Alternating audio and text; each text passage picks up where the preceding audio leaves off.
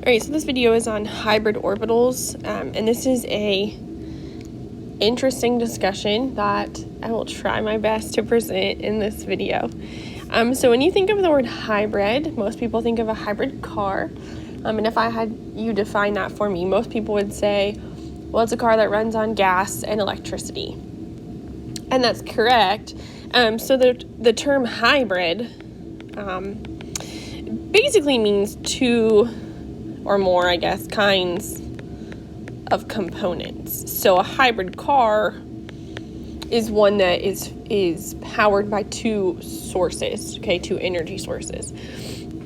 So hybrid orbitals in chemistry are orbitals that are made of two components, and this is kind of strange. So there's some background information needed to this, and it kind of goes like this.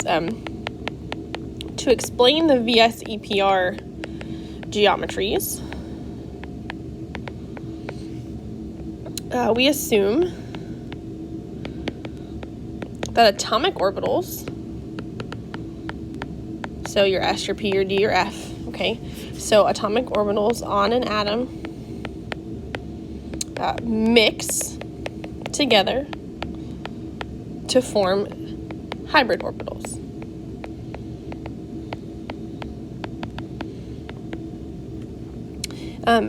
This process is called hybridization.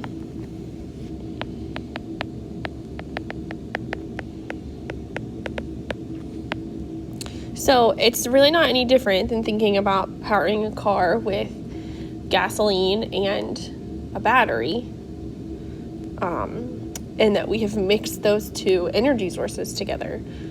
When we make hybrid orbitals, we're going to be mixing atomic orbitals together. So like an S orbital and a P orbital, for example. And there's a huge connection between hybrid orbitals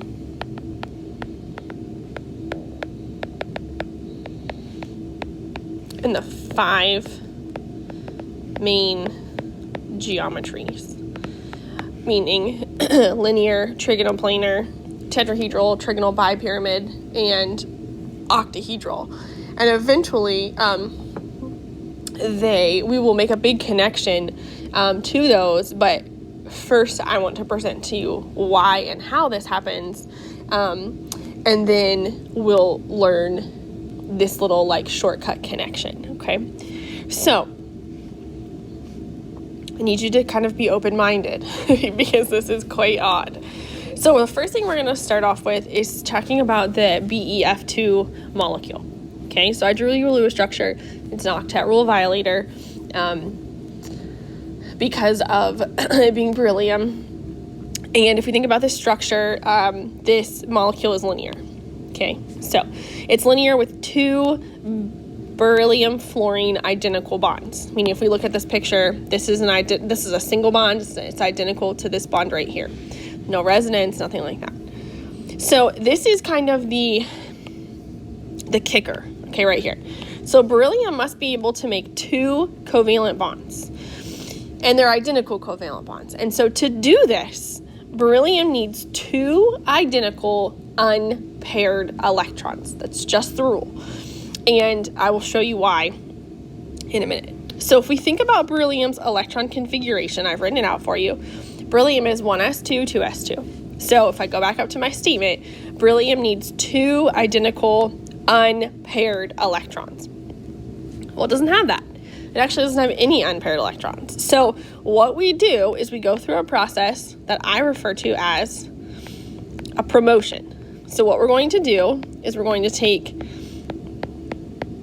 an electron from the 2s and move it to the 2p. Now, you might say, well, wait a minute. That process is going to require energy, and it sure will, and we'll come back and discuss that.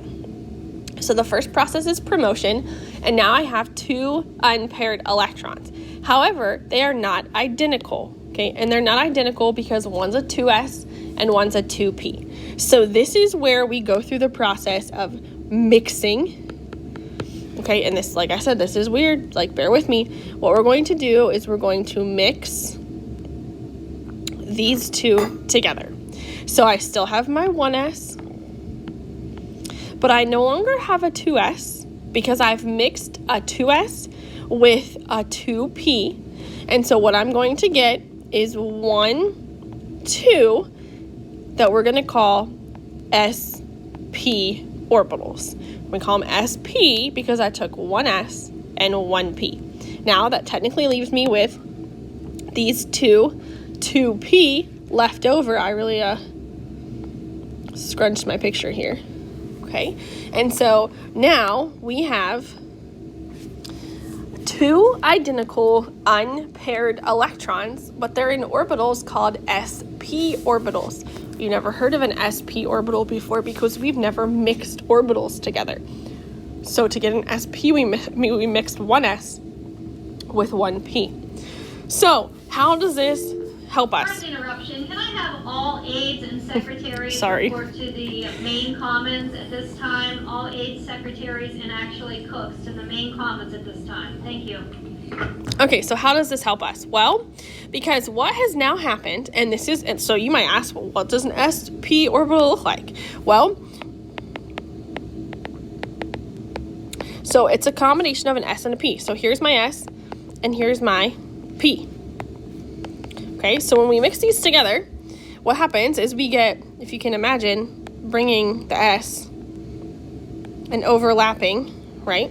Okay, what we get is an orbital that has kind of a big lobe on one side and a smaller lobe on another. I know that's really weird, but that's what it looks like. And the other one is kind of opposite of that. Looks like this. Now, how does this work? Well, what happens is beryllium now has 2 sp orbitals.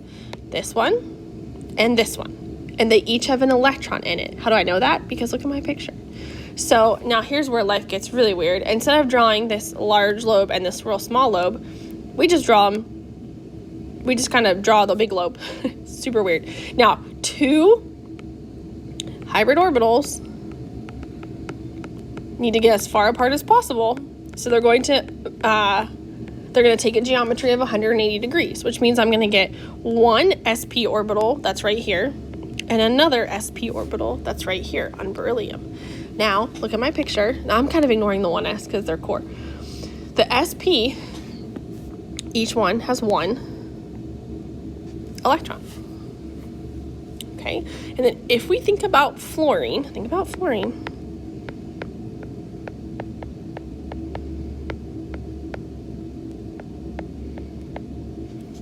So fluorine has this unpaired electron right here in a p orbital. So what happens is here comes fluorine with this p orbital, right? It's a regular p. It's called an unhybridized p. And that p orbital has an electron. And this p orbital has an electron. And that is what the bonding looks like. And there's your 2 identical covalent single bonds. Now, I told you this was weird, okay? Super weird. The thing that we want to remember so far is that we formed an s and a p orbital by mixing, we took an s and a p orbital, we mixed them together, we formed something called an sp hybrid orbital, and those sps were 180 degrees apart. Now, I want to go up to one important point, which was this idea that promoting that electron, I didn't mean to do that.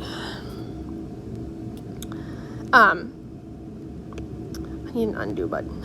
Okay, that promoting that electron required energy, and it does. So, you might ask, well, if this process requires energy, why do atoms do this? And it's because the hybrid orbitals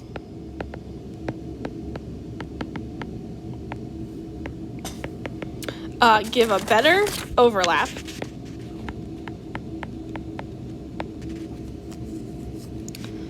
form stronger bonds, and then thus release more energy than if they were unhybridized. So it's kind of like an investment, if you will. It costs a little bit of energy for the promotion to happen, but the molecule kind of gets its energy back when it releases a whole lot of energy with these hybrid orbitals, okay? So I'm going to do a couple more examples so you can get used to this process. And then I will show you that you'll never have to draw these pictures because you're going to use the cheat method. Okay, so I wrote that mixing atomic orbitals gives the same number of hybrid orbitals. So like if we mix an S and a P, we're going to get 2 sp orbitals, right? Why 2? Well, because we mixed 1 s and 1 p. All right, so that's kind of a background information you want to have in your head. So if you think about BF3, it's also an octet rule violator. Okay, and in my picture, it has 3 identical bonds. So to form 3 identical bonds, a boron would need 3 identical unpaired electrons. So if we think about boron, and I'm going to drop off the 1s because it's core.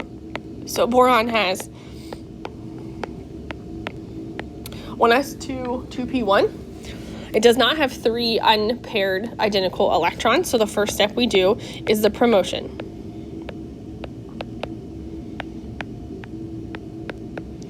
So this time we're going to promote a 2s up to the 2p. And now all of a sudden I have 3 unpaired electrons, but they're not identical. So to get them to be identical is where we mix them. And I'm going to mix an S and this time 2 P's. So that's going to give me 3 hybrid orbitals, and we call them sp2. We call them sp2 because I mixed 1 S and 2 P's. Each one has an electron in it. Now keep in mind, there's still a p orbital right here that is unhybridized, but it's empty. That's going to become important later. So what does this picture look like? Well, boron has 3 sp2 hybrid orbitals. So the 3 sp2 orbitals need to get as far apart from each other as possible. They're going to take a shape of 120 degrees. And so again, we just draw a big lobe. So boron's going to have 1, 2, 3, each with an electron. And the same thing is going to happen is that fluorine's going to come in with his p orbital, and I'm leaving off the rest of the orbitals, right? Oops. And we're going to have this overlapping, and there are your 3 identical bonds. And in this case, what we refer to boron is sp2 hybridized. Okay, because I mixed an S and 2 P's. I bet you can guess where we're going next, which is to something called sp3. So if I think about methane, the carbon has 4 identical bonds. It would need 4 unpaired identical electrons. So carbon looks like this, right? It doesn't have 4 identical unpaired electrons, so we promote.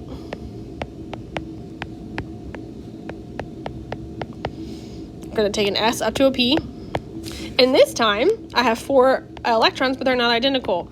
So we're going to mix them. And in this case, I'm mixing all of them. Do you know why? Because I need 4. So in this case, I'm going to form 4 hybrid orbitals, and they're going to get the name sp3. Why? Because it's 1 S and 3 P's. They each have an electron in them. I have 4 sp3 orbitals. They need to get as far apart from each other as possible. You might backtrack to your old ways and think 90 degrees, but then you should say, wait, no, 4 things. Tetrahedral, 109 degrees. So here's my carbon. Again, it's not drawn very well because I'm not drawing in 3D. My sp3 orbitals have an electron. In this case, it's easy because it's hydrogen who comes in with its 1s orbital, which is just a sphere. It's got an electron. Sphere got an electron. Sphere got an electron. And then sphere has an electron. And there you have 4 single bonds that are all equal. And this carbon is referred to as sp3 hybridized. So there's got to be a way, okay, to think about this without drawing these pictures and going through the promotion process. So what will happen is you will get a question on an AP exam that's something like this. Sorry. My goodness, sorry. What's the hybridization of the nitrogen in NH3? Okay, that would be the question. And right now you might think, holy cow, how do I do this? Do I have to go through this whole process and promote an electron and I'll draw all this stuff? The answer is no. This is the shortcut. And the shortcut is this. It relates the 5 main geometries. So two